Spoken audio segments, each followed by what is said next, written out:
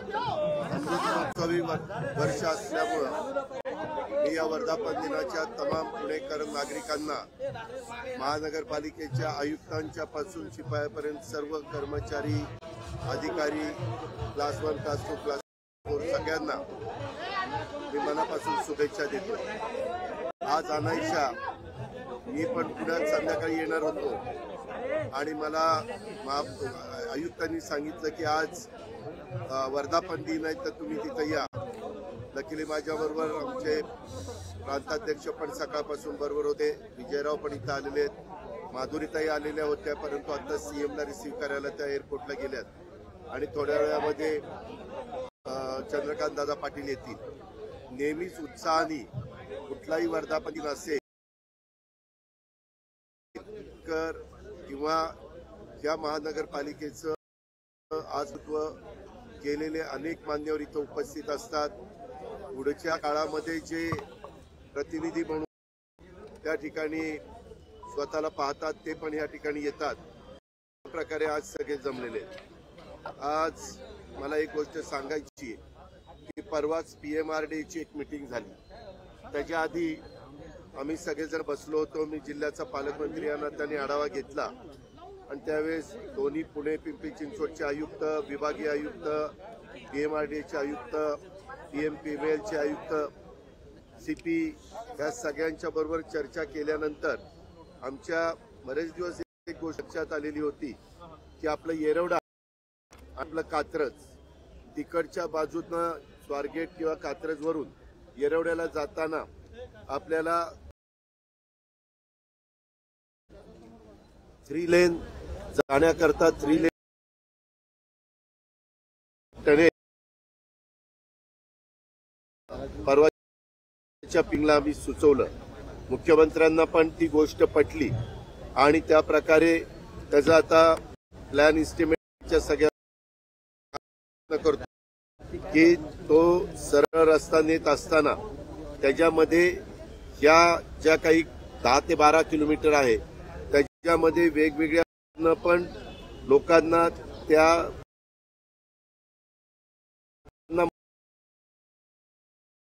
मधीच कुठं जाता आलं पाहिजे। आता पाईपमध्ये येण्याच्या करता 2 ठिकाणी बाहेर जाण्याची तिला केलेली होती, परंतु ते अजून वाढ ठरलं।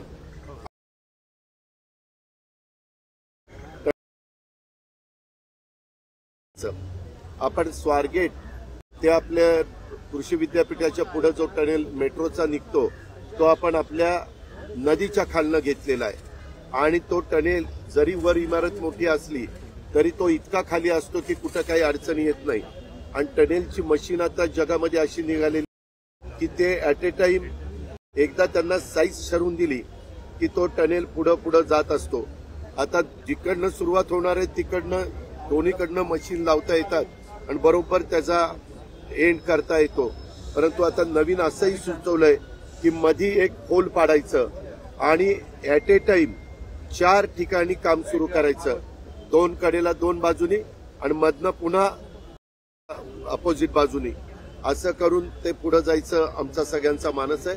कारण आमच्या सगळ्यांच्या एक गोष्ट लक्षात आली, PMRD आमच्या DPCची शहरातल्या ग्रामीण भागातल्या काही ग्रामीण भागाशी मध्ये आणि किती आपल्याला प्रश्न त्या ठिकाणी अडचणीचा होतो ते आपण पाहिलेलं आहे। तर त्यामध्ये आपण एक रस्ते विकास महामंडळाचा रिंग रोड करतोय, त्याच्या ऑलरेडी 4 ते 5 टेंडर फायनल झालेले, राहिलेले 7-8 टेंडर फायनल होतील। एका ठिकाणी जरा काही लोकांनी जागा घेतल्यात, इमारती बांधल्यात आणि तिथनं रस्ता जातो, तिथं मात्र परवा दिवशी आम्ही ठरवलं की थोडासा तो साईडनं घ्यायचा। रस्ते विकास महामंडळाचे गायकवाडांना पण मी बोलून घेतलेलं होतं प्रकल्पाचे, त्याच्यामध्ये विभागीय आयुक्तांना आणि कलेक्टरांना पण की त्या बाजूची जी काही जमीन आपल्याला लँड घ्यावी ती घ्या, लोकांचं नुकसान करू नका, अशा पद्धतीनं तिथं आम्ही मार्ग काढतोय। आणि हा जसा रिंग रोड आपण करतोय तसाच PMRDचा पण आम्हाला एक रिंग रोड करायचा आहे, तो पण पुढे आम्ही हातामध्ये घेण्याचं काम सुरू करतोय। आज हे सगळं करत असताना मला की आम्ही आपल्याला पब्लिक सर्व्हिस ट्रान्सपोर्ट चांगलं करण्याची गरज आहे. तर PMPML ला साधारण 300 बसेसची रक्कम PMCने द्यायची, 200 बसेसची रक्कम PCMCने द्यायची आणि 500 बसेसची रक्कम PMPML पण 1000 बसेसच्या बसेस या जुन्या झालेल्या त्या काढाव्या लागतील. मात्र ह्या CNG वर आम्ही घेतोय आणि पुढच्या मात्र बसेस आम्ही किलोमीटर बस त्या व्यक्तीची बाकीचं सगळं त्याचं आणि आपण फक्त त्यांना रूट देणार. नवीन कन्सेप्ट आलाय, बऱ्याचशा ठिकाणी देशातल्या राज्यात चालू आहे आणि त्याच्यात आपल्याला इतका काही त्रास होत नाही आणि म्हणून त्याही पद्धतीनं आपल्याला EV बसेस हे घेण्याचं आपला प्रयत्न आहे. त्यालाही परवा मुख्यमंत्र्यांच्या उपस्थितीमध्ये जी बैठक त्याच्यामध्ये आम्ही मान्यता घेतलेली आहे. अशा वेगवेगळे प्रश्न साधारण 2054 साधारण मतांना सुचून जावं मी आपलं कामाच्या नादात विसरून जातो. तर 2054 पर्यंत आपल्या पिंपरी चिंचवडची लोकसंख्या पुण्याच्या लोकसंख्येपेक्षा वाढतीये. त्याच्यामुळे आम्हाला सगळ्यांना लोकप्रतिनिधींना पुणेकर पिंपरी चिंचवडकरांना हा प्रयत्न करावा लागेल की उद्याच्या काळामध्ये लोकसंख्या वाढली तर पिण्याचं पाणी तर द्यावंच लागेल आणि त्याच्यामुळे मुळशी किंवा टाटाची जी धरणं आहेत त्या धरणांचंही पाणी टाटाशी बोलून की बाबा तुम्हाला लागणारी वीज आम्ही राज्य सरकारच्या महावितरणकडनं तुम्हाला उपलब्ध करून देतो, पण पाणी मात्र आपल्याला दुसरीकडनं उपलब्ध करून देता येणार नाही. अशाही पद्धतीची चर्चा करायचा निर्णय हा मुख्यमंत्र्यांच्या स्तरावर आमचा झालेला आहे आणि त्याच्यातून पुणेकरांची पण तहान भागवायची, पिंपरी चिंचवडकरांची पण तहान भागवायची, कारण त्याशिवाय आपल्याला गत्यंतर नाही.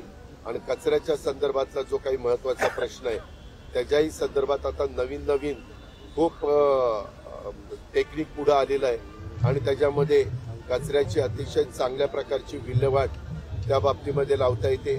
अडचण हीच आहे की ती विल्हेवाट लावताना आता इथं विजयराव शिवतारे बसलेले आहेत, देवाची आणि पुरसुंगीचा जो परिसर आहे तिथं तो कचरा जातो. वास्तविक तरी लोक किती दिवस हे सहन करायचं, म्हणून त्या वेगामध्ये तिथं कचऱ्याच्या विल्हेवाट लावण्याच्या बद्दलचं नवीन जे टेक्निक आलेलं आहे, जे पिंपरी चिंचवडनी त्याचं अनुकरण केलंय.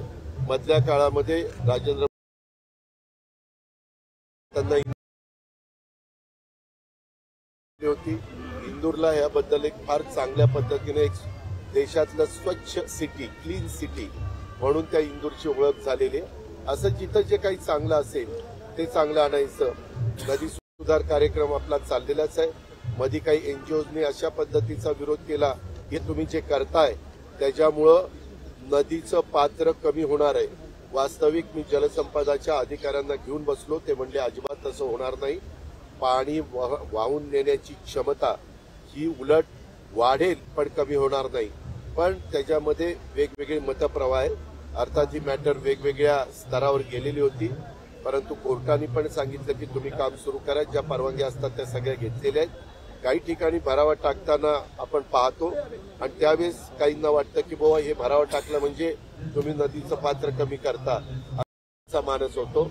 वास्तविक तसं नाहीये, कारण आम्हालाही कळतंय, कारण आम्ही पण पुढे करत आहोत.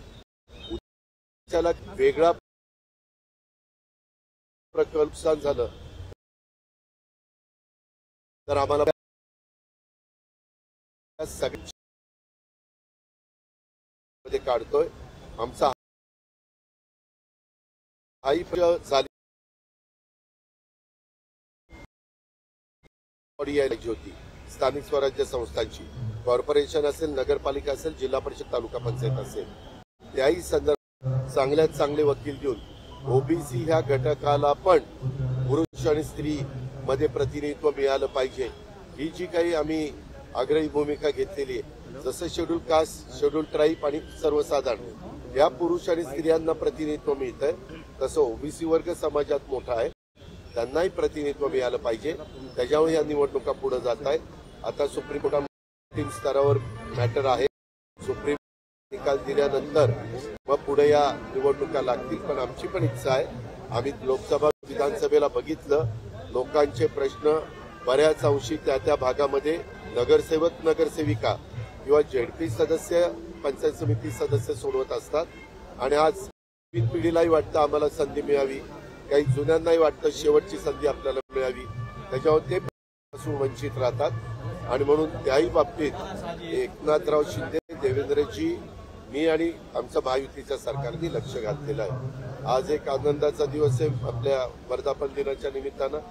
मी पुन्हा एक आपल्याला पण आणि आपल्या मार्फत पुणेकरांना पण मनापासून शुभेच्छा देतो. दुसरी गोष्ट, आता विभागीय आयुक्त मला भेटले होते ह्याला एअरपोर्टला. मला रिसिव्ह केल्यानंतर सीएम साहेब भेटत आहेत, त्यांना रिसिव्ह करायला ते थांबले. आपल्या इथं खडकवासल्याच्या भागामध्ये जे काही मधल्या काळामध्ये आजार उद्भवला त्यामध्ये आपल्याला वाटलं पाण्यामुळे अमुक आहे तमुक आहे, परंतु तिथं खडकवासल्याच्या एरियात काहींचं म्हणणं कोंबड्यांचं काही मांस खाल्ल्यामुळं ते झालं. त्याच्याबद्दलची अतिशय चांगल्या प्रकारची माहिती घेतलेली आहे. मी आता राजेंद्र भोसलेंना पण सांगणार आहे, त्याची प्रेस नोट काढा. त्यामध्ये म्हणजे तिथल्या कोंबड्या किंवा काही त्याची विल्हेवाट लावण्याची गरज नाही. फक्त घेतल्यानंतर ते अन्न पूर्णपणे शिजून घेतलं पाहिजे. डॉक्टरांचंही म्हणणं असं आहे की कच्चं ते राहता कामा नये. कच्चं राहिल्यानंतर हे प्रश्न निर्माण होतात. आता जवळपास आपल्याकडे पेशंटची संख्या बरीच आटोक्यात आलेली आहे आणि या संदर्भात आज उद्याच मी आता इथनं सीएम साहेब येणार आहेत पोलीस खात्याच्या कार्यक्रमाला. तिथं मला हे सगळे अधिकारी भेटतीलच. तिथं पण मी सूचना देणार आहे आणि ती प्रेस नोट काढणार आहे. माझी पत्रकार मित्रांना इलेक्ट्रॉनिक प्रिंट मीडियाच्या आव्हान आहे, आग्रह आहे की त्यामध्ये आपल्या नागरिकांच्या मध्ये भीतीचं वातावरण होईल असं कृपा करून आपण बातम्या देऊ नका. मी अतिशय जबाबदारीने सांगतो. मी विभागीय आयुक्तांना विचारलं, तुम्ही हे बारकाईने सगळी माहिती घेतली का? ते म्हणले हो घेतलेली आहे. त्याच्यामध्ये कधीतरी कुणीतरी सांगतील आता कोंबड्या खाऊच नका, आता कोंबड्या कापून काढा आणि त्या जाळून टाका, असं काही नाहीये. आता त्याच्याबद्दल राजेंद्रजींना पण माहिती असेल, बाकीच्याही अधिकाऱ्यांना माहिती असेल, तर त्याची विस्तृतपणे माहिती ही तुमच्या मार्फत आम्ही पुणेकरांना. अरे एखादी असं भांडू नको. आज वर्धापन दिन, आपण सगळे एकमेकाशी बोलून बोलूया.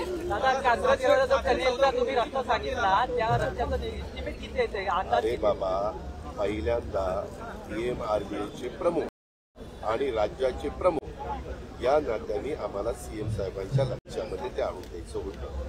आम्ही प्राथमिक ते सगळं केलेलं आहे. त्यांच्या लक्षात आल्यानंतर त्यांनी पण काही त्यांच्या अनुभवातनं काही सूचना केल्या. ते म्हणले आता तो टनेल घेत आहे, तर तो टनेल आणखी मोठा घेऊन त्याच्यामध्ये तिथनं एक मेट्रोची पण लाईन टाकता येते का?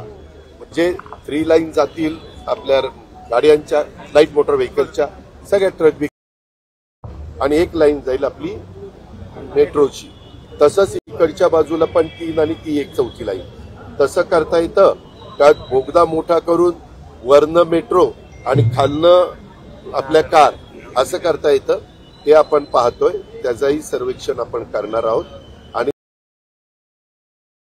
साचा प्रयत्न आहे किंवा एक प्रख्यात जगविख्यात जेवढं गतीनं करता येईल.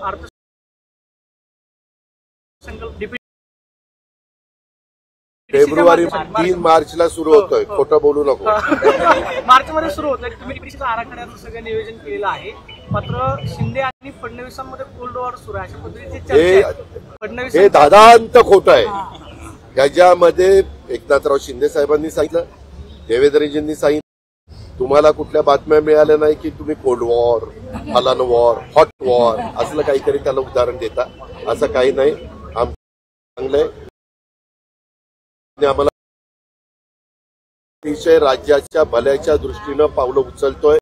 अर्थसंकल्पामध्ये देखील केंद्राने काय आम्हाला दिलेलं आहे त्याचाही परवा कॅबिनेटला दादांना आठवत असेल सगळं प्रेझेंटेशन झालेलं आहे. यंदा केंद्राने 1.25 ते 1.5 लाख कोटी रुपये 50 वर्षाच्या रिपेमेंटवर बिनव्याजी देशातल्या वेगवेगळ्या राज्यांनी ते घेऊन जावं असं सांगितलेलं आहे.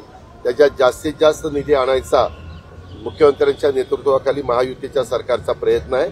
की लोकांना सेक्रेटरी लोकांना ते काम दिलेलं आहे आणि अर्थसंकल्प पण आम्ही कामकाज सल्लागार समितीची मीटिंग इथं स्वतः संसदीय कामकाज मंत्री आहेत, ती चर्चा होईल आणि कधी अर्थसंकल्प मांडायचं ते आमचं ठरेल.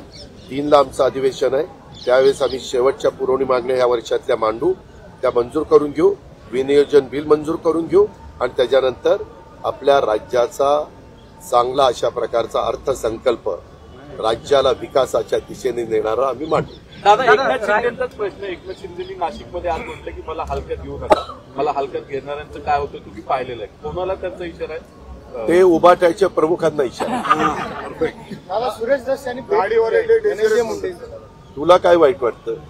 कुणी कुणाची ऐका एक मिनिट, हे मंत्री आहेत, ते दुसरे आमदार आहेत. आपल्यामध्ये यशवंतराव चव्हाण साहेबांनी आपल्याला शिकवलेलं आहे सुसंस्कृतपणा, समजलं. आणि त्यामध्ये जरी आम्ही आता आम्ही दादा एकमेकाच्या विरोधात होतो, परंतु आम्ही भेटायचो, बोलायचो. आमची काही दुश्मनी नाहीये. आमची विचारधारा त्यावेळेस वेगळी होती, आज आमची विचारधारा जुळलेली आहे आणि त्या पद्धतीने आम्ही पुढे चाललेलो आहे. त्याच्यामुळं त्यांचे पूर्वीपासूनचे संबंध आहेत. तू आजारी पडला आणि तुझं एखाद्या पत्रकाराशी जमत नसलं तरी आपला सहकारी पत्रकार आजारी पडला म्हटल्यानंतर एक माणुसकीच्या नात्याने भेटायला येतात ना तुला, की बाबा लवकर बरा हो, तुला शुभेच्छा आहेत, अशा पद्धतीनं तो गेला होता. बाकी काही नाही. वेगळा अर्थ काढू नका. कुणाचा बाजार मांडला गेला. त्या घरामध्ये इतकं ते निगरूनपणे त्या सरपंचाची हत्या झाली आहे की कुणालाही तसं वाईट वाटणारच. आज त्यांची धर्मपत्नी असेल, आज त्यांची 2 मुलं असतील, त्यांचे बंधू असतील, त्यांचं कुटुंबीय असेल, त्या सगळ्यांना मनामध्ये ही भावना येणं साहजिकच आहे. कुठल्याही कुटुंबावर अशा प्रकारचा आघात कोसळल्यानंतर प्रत्येकाला ती भावना येते. शेवटी मन आहे, माणुसकी आहे. त्याच्यामुळं त्यांचं म्हणणं रास्तच आहे. आमचा प्रयत्न आहे CID, नंतर SIT, नंतर तुमचा न्याय व्यवस्था, या तिघांच्याकडनं लवकरात लवकर त्याचे रिपोर्ट यावेत आणि सातत्याने मुख्यमंत्री सांगतायत, उपमुख्यमंत्री एकनाथराव सांगतायत, आम्ही लोक सांगतोय की जो दोषी असेल, कुणी दोषी असू द्या, त्याच्यामध्ये त्याची फिकीर केली जाणार नाही. ज्यांच्यापर्यंत ते दागेदोरे पोहोचतील त्यांना कडक शासन केलं जाईल. हे स्वतः राज्याच्या प्रमुखांनी बीडमध्ये जाऊन देखील परवा सांगितलेलं आहे. वेळ लागतोय. कुठल्याही गोष्टीचा तपास करावा लागतो. त्याच्यात एक व्यक्ती अजून सापडत नाही. ती शोधण्याच्या करता आम्हाला पण वाईट वाटतं की 60 दिवस झाले ती व्यक्ती सापडत नाही. असं होऊ शकत नाही, परंतु दुर्दैवाने ते घडलेलं आहे. पण आम्ही सगळेजण ते तपासण्याच्या करता ज्या काही यंत्रणेला मदत पाहिजे ती पूर्णपणे कुठलाही राजकीय हस्तक्षेप न होता आम्ही महायुतीचं सरकार करतोय. मात्र विरोधक तुमच्यावरती टीका करताय की धनंजय मुंडेंना दादा घालताय किंवा धनंजय मुंडेंचा राजीनामा जो आहे तो अजित पवारांकडून घेतला जात नाही, तुम्हाला टार्गेट केलं जातं. असं नाही रे बाबा, मी तुम्हाला मागच सांगितलेलं आहे, यामध्ये जे कोणी दोषी असतील त्यांच्यावर कारवाई. उद्याच्याला तुझ्यावर कुठला आरोप झाला आणि तुझा अर्थार्थी संबंध नसेल तर त्या आरोपावर तुझ्यावर कारवाई करायची नाही ना. तशा पद्धतीनं आपल्याला बाबासाहेबांनी जे संविधान दिलंय, घटना दिली, कायदा दिलाय, नियम दिले, ते काय सांगतायत. त्याच्यात कुणाला पाठीशी घालण्याचा अजिबात प्रयत्न महायुतीचं सरकार करणार नाही. हे निकसून महानगरपालिकेच्या 75व्या वर्धापन दिनाच्या निमित्तानं आपल्या मार्फत ती राज्याला सांगू. हे काय विचार मग उठून जाऊ का मी? राहुल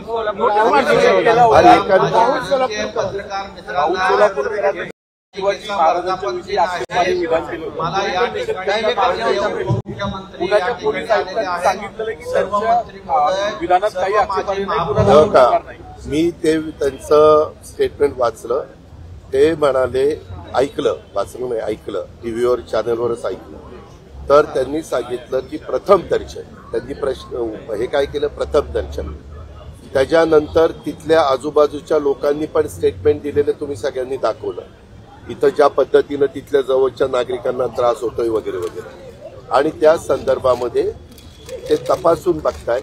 त्यामध्ये जर कुणाचा म्हणजे संबंधित व्यक्ती दोषी असेल तर सरकार कारवाई करायला अजिबात मागं पुढे बघणार नाही. लव जिहाद जमीन येणार आहे का? त्यासाठी एक कमिटी नेमली आहे राज्यात. काय? लव जिहाद जमीन येणार आहे. अरे पहिल्यांदा कमिटीचा काय रिपोर्ट तरी उद्या, अजून कशातच काही नाही. तुम्ही काय प्लीज कामाचं